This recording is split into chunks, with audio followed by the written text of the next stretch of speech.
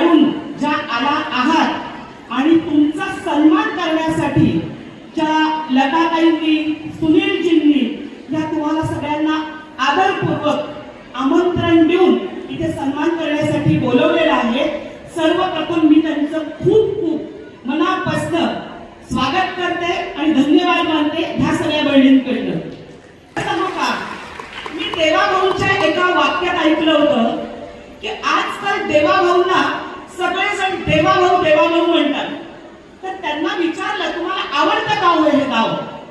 तर ते म्हणतात कित्येक पटीनी, काय म्हणाले, कित्येक पटीनी हा मला दिलेला सन्मानाचा पगडा मला खरंच सगळ्या बहिणींचा देवाभाऊ म्हणून बघायला खूप आवडतं.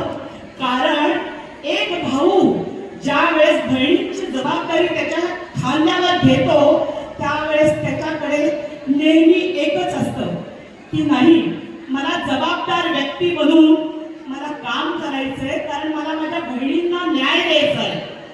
लक्षात आलं? त्यांची जबाबदारी घेत असताना त्यांनी खालच्या वर्गापर्यंत सांगितलेलं आहे की बाबा ही जबाबदारी मी तुला देतोय, माझ्या बहिणींची काळजी घे. तशी आत्ताची पॅनल नंबर 13 मध्ये जी जबाबदारी दिली आहे ती आपली लाडकी बहीण लताताई आहे, सुनील दादा आहेत, कांताताई आहेत. ही सगळी जण माणसं मिळून ती देवाभाऊंनी दिलेली जबाबदारी तुमच्यापर्यंत पोहोचवण्याची कामं करतायत.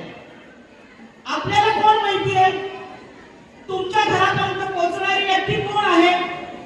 देवाभाऊ पोहोचतोय का आता तुमच्यापर्यंत? पण देवाभाऊ कसा पोहोचतोय? यांच्या मार्फत पोहोचतोय. तर आपलं काम काय आहे? आपलं काम काय आहे? कोणी सांगू शकेल मला आपलं काम काय आहे? त्यांना कुठे पोहोचवायचंय? आपल्याला त्यांना कुठे पोहोचवायचंय? नगरसेवकाला पोहोचवायचंय.